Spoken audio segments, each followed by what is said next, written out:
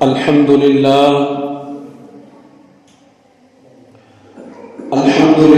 رب العالمين، والصلاة والسلام على سيد الأنبياء والمرسلين. أما بعد فأعوذ بالله من الشيطان الرجيم.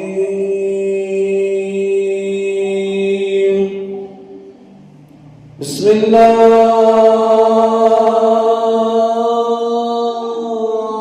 الرحمن الرحيم.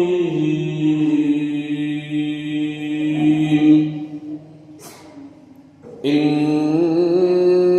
الله لا يغير ما بقوم حتى يغيروا ما بأنفسهم.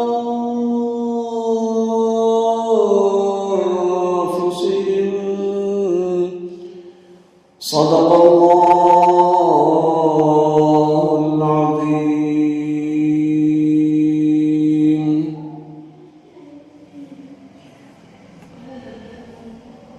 آئیے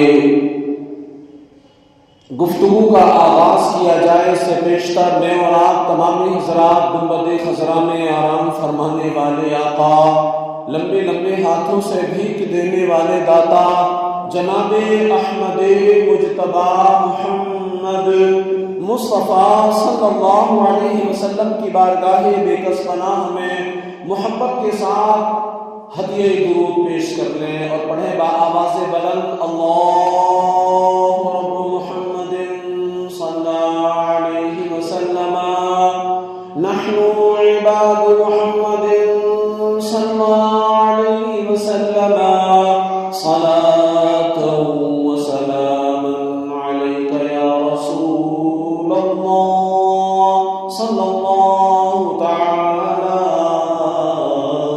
علیہ وسلم. پیارے اسلامی بھائیوں، اس دنیا میں ہزاروں قومیں آئیں،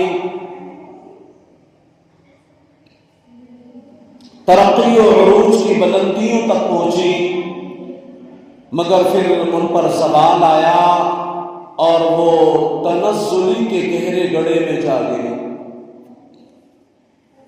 آخر ترقی کے بعد پستی، عروج کے بعد زوال، کامیابی کے بعد ناکامی کیوں ہوتی ہے؟ قومیں ترقی کی بلندیوں تک پہنچ کر پستی کا شکار کیوں ہو جاتی ہیں؟ آج ہم قرآن و حدیث کی روشنی میں اس کے چند اسباب جاننے کی کوشش کریں گے تاکہ ہم ان سے کچھ سیکھ کر اپنے آپ کو ایسی قوموں سے بچا سکیں جو زوال کا سبب بن سکتی ہے. اللہ پاک ہمیں دنیا اور آخرت میں کامیابی اور نعمتوں کی ہمیشگی نصیب فرمائے، زوال نعمت سے محفوظ فرمائے. آمین بجاہ النبی الامین صلی اللہ علیہ وسلم. پارہ 13 سورہ رعد آیت نمبر 11 میں جو ابھی تلاوت کی گئی، اللہ پاک فرماتا ہے ان اللہ لا یغیر ما بقوم حتی یغیروا ما بانفسهم. بے شک اللہ کسی قوم سے اپنی نعمت نہیں بدلتا جب تک وہ خود اپنی حالت نہ بدلے. تفسیر صراط الجنان میں ہے، اس آیت میں قدرت کا ایک قانون بیان کیا گیا ہے کہ اللہ پاک اس وقت تک کسی قوم سے اپنی عطا کردہ نعمت واپس نہیں لیتا جب تک وہ قوم خود اپنے اچھے اعمال کو برے اعمال میں تبدیل نہ کر لے. اس آیت کریمہ سے معلوم ہوا اللہ پاک کسی قوم کو نعمتوں سے نوازتا ہے، انہیں دنیا میں ترقی، عروج، عزت و خوشحالی، امن و سلامتی نصیب فرماتا ہے تو ان سے بلا وجہ یہ نعمتیں واپس نہیں لیتا.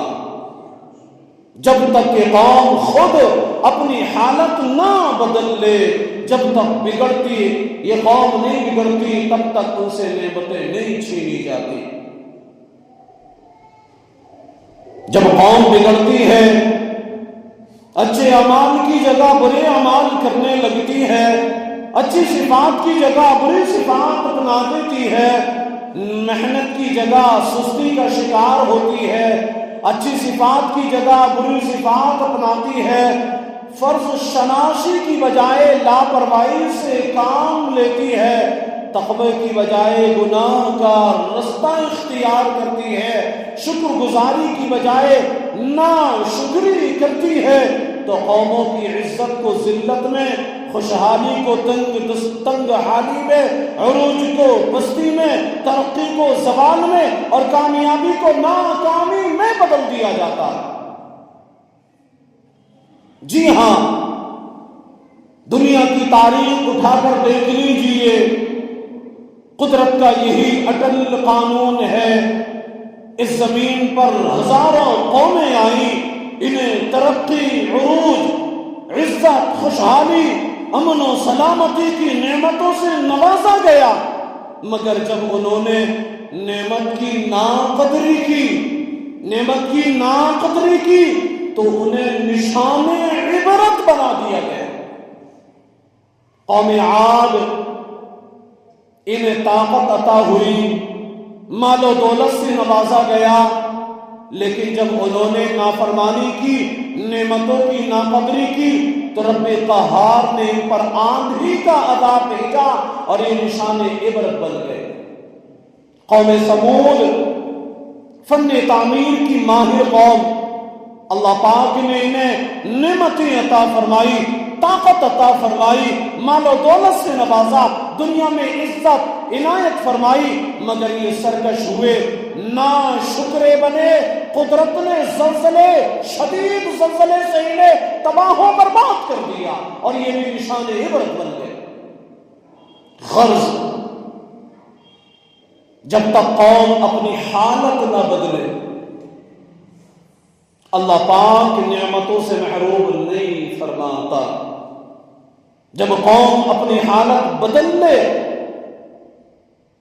اچھائی کی جگہ برائی اپنائے، شکر کی جگہ ناشکری کرے، فرما برداری کی بجائے نافرمانی کرے، تو اللہ پاک کے قہر کا کوڑا برس جاتا ہے، پھر انہیں کچھ مہلت نہیں دی جاتی، انہیں عبرت کا نشان بنا دیا جاتا ہے۔ اور مسلمانوں، اس آیت کریمہ سے یہ بھی معلوم ہوا کہ عروج و ترقی کوئی وراثتی شے نہیں۔ ایسا نہیں ہوتا کہ فلاں قوم ہمیشہ ترقی ہی کرے گی اور فلاں قوم ہمیشہ پستی ہی میں رہے گی۔ نہیں، ہرگز نہیں، ایسا ہرگز نہیں ہے۔ ترقی، عروج، کامیابی، عزت، شان و شوکت، ان سب نعمتوں کا تعلق نسب سے نہیں، نام سے نہیں، پیسے سے نہیں، اور رنگ و روپ سے بھی نہیں ہے، بلکہ ترقی اور عروج کا تعلق اعلیٰ کردار سے ہے، اعلیٰ کردار سے ہے۔ مشہور مفسر قرآن، حکیم الامت، مفتی احمد یار خان نعیمی رحمت اللہ تعالی علیہ فرماتے ہیں، قومیں بڑی ہوں یا چھوٹی، حتیٰ کہ نبی علیہ السلام کے ہم وطن، ہم نسب، بلکہ انبیاء علیہ السلام کے قرابت دار، یہاں تک کہ انبیاء علیہ السلام کی اولاد جو بھی اللہ پاک کی نعمت کی ناقدری، ناشکری کرے گا، اس سے نعمت چھین لی جائے گی، اس سے نعمت چھین لی جائے گی۔ کفار مکہ میدان بدر میں ذلیل کیوں ہوئے؟ کیا سبب تھا؟ دیکھیے، اہل مکہ عموماً حضرت اسماعیل علیہ السلام کے اولاد تھے۔ اللہ پاک نے انہیں نعمتوں سے نوازا، انہیں کعبہ شریف کی خدمت کا موقع بخشا گیا، کعبہ مکرمہ جہاں کوئی پھل، کوئی سبزی، کوئی اناج نہیں اگتا تھا، اس شہر میں انہیں ہر قسم کے پھل اور اناج عطا کیے گئے۔ ان کے لیے تجارت کی راہ ہموار کی گئی۔ دنیا کے بڑے بڑے ملکوں میں اہل مکہ کو قدر کی نگاہ سے دیکھا جاتا تھا، مگر جب انہوں نے نعمت کی ناقدری کی، دنیا کا سب سے بڑا نشان توحید یعنی کعبہ معظمہ، اسے مقام شرک بنا دیا، اللہ پاک کے محبوب نبی رسول ہاشمی مکی مدنی محمد عربی صلی اللہ علیہ وسلم کو جھٹلایا، اللہ پاک کی آیات سے منہ پھیرا، اہل حق یعنی صحابہ کرام پر ظلم و ستم کے پہاڑ توڑے، پھر نتیجہ وہی نکلا، میدان بدر میں کفار مکہ کا غرور خاک میں ملا دیا گیا، ان کے غرور کو خاکستر بنا دیا گیا، اور یہ ایسی شکست سے دوچار ہوئے کہ عبرت کا نشان بن کر رہ گئے۔ آخر یہ کیوں ہوا؟